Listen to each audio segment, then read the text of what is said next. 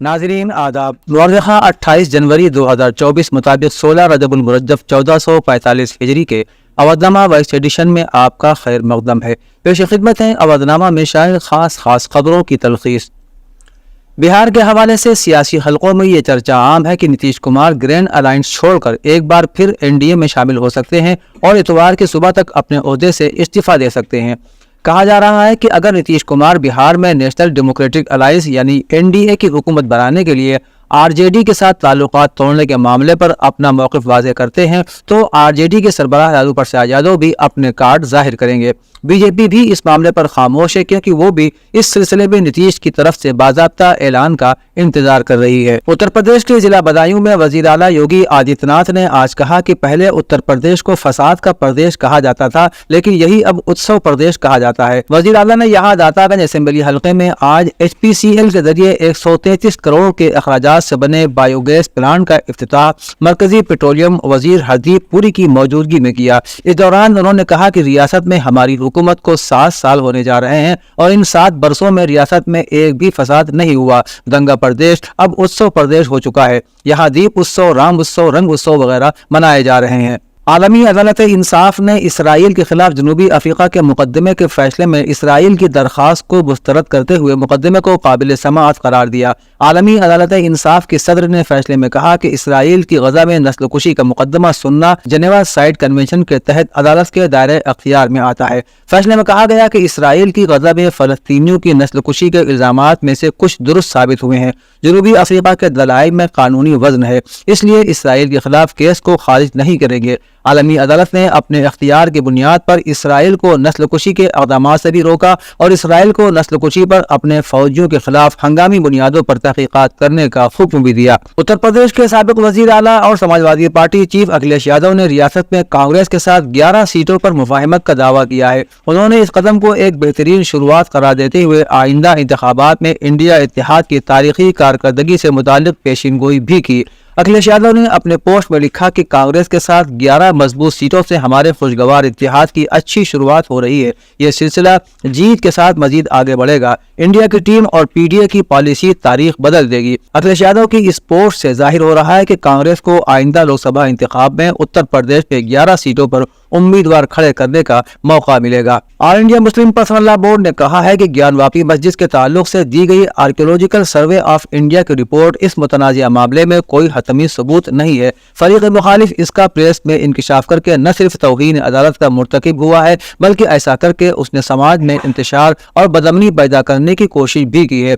Board के तर्जुमान doctor Syed Qasim रसूल इलियास ने कहा कि ज्ञानवापी मस्जिद के ताल्लुक से हिंदू फरीक तंजीमें कई सालों से मुसलसल आवाम को गुमराह कर रही है। उसकी ताज़ा मिसाल आर्कियोलॉजिकल सर्वे ऑफ इंडिया की वो रिपोर्ट है जो मुताले और तैयारी के लिए थी, लेकिन फरीक मुखालिफ ने इसका प्रेस में इजरा करके अदालत की तौहीन की है। उत्तर प्रदेश की गवर्नर मोहतरमा आनंदीबेन पटेल ने कहा कि आज का दिन हर हिंदुस्तानी को मुल्क की शान पर फख्र करने का मौका फराहम करता है। गवर्नर आज यहाँ राजभवन में यौम उत्तर प्रदेश के मौके पर मुनक़िदा सरमायाकारी तकरीब के मौके पर अपने ख्यालात का इजहार कर रही थी। इस तकरीब में उत्तर प्रदेश के वज़ीर आला योगी आदित्यनाथ भी मौजूद थे। गवर्नर और वज़ीर आला ने रियासत के खिलाड़ियों, सकाफती कारकुनों और फनकारों को एजाज़ात से नवाजा। उन्होंने राजभवन कम्प्लेक्स में 75 मीटर ऊंचा कौमी परचम भी लहराया। गवर्नर ने कहा कि उत्तर प्रदेश मर्यादा पुरुषोत्तम भगवान श्री राम और श्री कृष्णा की जाए पैदाइश है। ये तथागत गौतम बुद्ध और गंगा जमुना की मुक़द्दस सरजमीन है। हमारा उत्तर प्रदेश अपने यौम तासीस को एक नई करारदाद के तौर पर मना रहा है। उत्तर प्रदेश के नायब वज़ीर आला केशव प्रसाद मौर्य ने जुमे को Prayagraj police line parade ground में 75वीं यौम जमहूरिया के मौके पर कौमी परचम लहराया और परेड की सलामी ली। नीज़ बेहतरीन काम करने वालों को एजाज से भी नवाजा। नायब वज़ीर आला ने पुलिस लाइन में खुसूसी इंतजामात के लिए 1 करोड़ रुपए देने का ऐलान किया। इसके साथ ही उन्होंने पुलिस लाइन की तौसी और बुनियादी ज़रूरियात के लिए एक्शन प्लान तैयार करने को कहा। इस मौके पर पुलिस अहलकारों की जानिब से जिम्नास्टिक का मुजाहरा किया गया और मुख्तलिफ स्कूलों के तलबा की जानिब से सकाफती प्रोग्राम पेश किए गए। शोआ फातिमा गर्ल्स इंटर कॉलेज में 26 जनवरी के मौके पर मैनेजर प्रोफेसर हुसैन असगर काज़मी के जरिए परचम कुशाई के बाद तलबा और तालिबात ने मौसीकी, तकरीर और सकाफती प्रोग्राम पेश किए।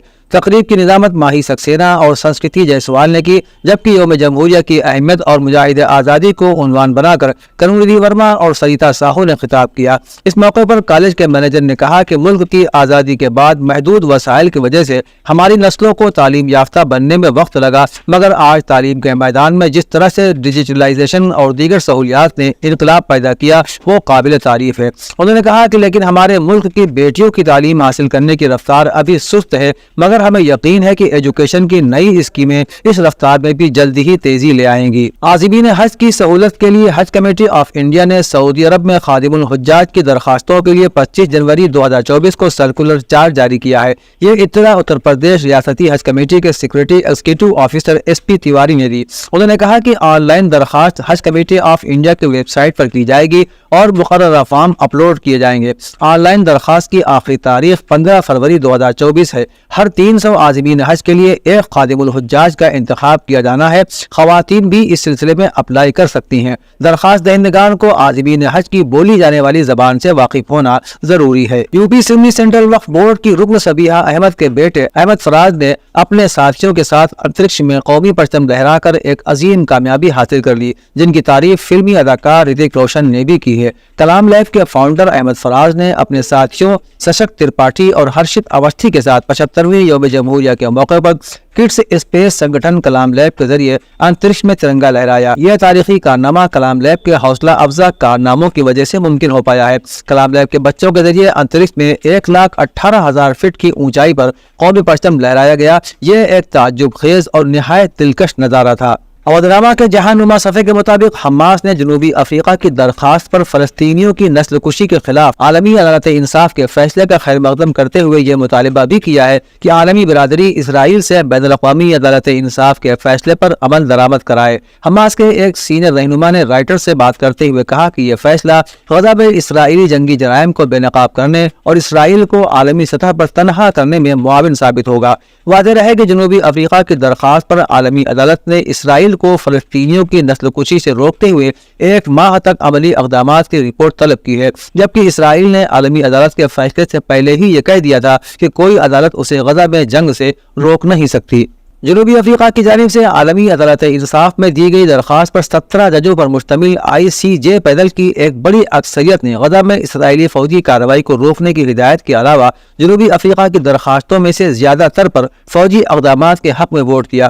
عدالت نے اسرائیل کو حکم دیا کہ وہ کسی بھی ایسی کارروائی سے باز رہے جو نسل کشی کنونشن کے اصولوں کے تحت آتی ہو، ساتھ ہی اس بات کو یقینی بنائے کہ اس کی فوجیں غزہ میں نسل کشی کی کوئی کارروائی نہ کریں۔ جنوبی افریقہ کی وزارت خارجہ نے کہا کہ آج کا دن بین الاقوامی قانون کی حکمرانی کے لیے فیصلہ کن فتح اور فلسطینی عوام کے لیے انصاف کے حصول میں ایک اہم موڑ کی نمائندگی کرتا ہے۔ انہوں نے کہا کہ ہمیں یقین ہے کہ آج جہانی صدر نیلسن منڈیلا اپنی قبر میں مسکرا رہے ہوں گے۔ عدالت نے سابق امریکی صدر ڈونلڈ ٹرمپ کو مصنفہ جین کیرول کو 8 کروڑ 33 لاکھ جرمانہ ادا کرنے کا حکم دیا ہے۔ رپورٹ کے مطابق صحافی جین کا کہنا تھا کہ ڈونلڈ ٹرمپ کی جانب سے ان کے ریپ سے انکار کرنے پر بطور قابل اعتماد صحافی ان کی ساکھ تباہ ہو گئی ہے۔ 5 دن مقدمے کی سماعت کے بعد مینہٹن کی وفاقی عدالت کو فیصلے تک پہنچنے کے لیے 3 گھنٹے سے بھی کم کا وقت لگا۔ سابق امریکی صدر کو جو رقم ادا کرنے کا حکم دیا گیا ہے وہ صحافی جین کیرول کی جانب سے مانگی گئی رقم سے کم از کم $1 کروڑ زیادہ ہے، جبکہ سابق امریکی صدر نے کہا ہے کہ وہ اس فیصلے کے خلاف آگے اپیل کریں گے۔ رپورٹ کے مطابق سوریا سیٹلائٹ ایرانی خلائی تحقیقاتی ادارے کا تیار کردہ ایک مقامی سیٹلائٹ ہے جس نے 750 کلومیٹر زمین کے مدار میں اپنا کامیاب سفر شروع کر دیا ہے۔ وہیں 3 یورپی ملکوں جرمنی، برطانیہ اور فرانس نے ایک بیان میں ایران کی اس ترقی اور پیش رفت کو خطرہ بتایا ہے۔ ان تینوں یورپی ممالک نے دعویٰ کیا ہے کہ ایران اس طرح کے پروگراموں کو روکنے کے بارے میں بین الاقوامی سطح پر کی جانے والی درخواستوں اور مطالبات اور اقوام متحدہ کی بندشوں کو نظر انداز کرتے ہوئے اپنے میزائل پروگرام کی توسیع اور ترقی کا عمل جاری رکھے ہوئے ہے۔ بیان میں یہ دعویٰ بھی کیا گیا ہے کہ اس قسم کے سیٹلائٹ علاقائی اور بین الاقوامی سلامتی کے لیے نہایت خطرناک ہیں۔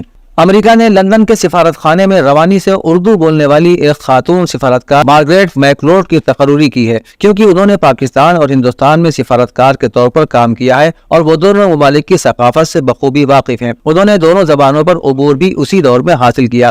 مارگریٹ میکلوڈ نے لندن میں جیو نیوز سے اردو میں گفتگو کرتے ہوئے کہا کہ اردو ایک مشکل زبان ہے، لیکن اس زبان میں خوبصورتی بھی ہے۔ مارگریٹ نے کولمبیا یونیورسٹی سے پائیدار ترقی میں ڈاکٹریٹ کی ڈگری حاصل کی ہے۔ اودھ نامہ میں شائع مضامین کو مکمل طور پر پڑھنے کے لیے اودھ نامہ کی ویب سائٹ www.awadhnama.com پر وزٹ کریں اور ای پیپر پر کلک کریں۔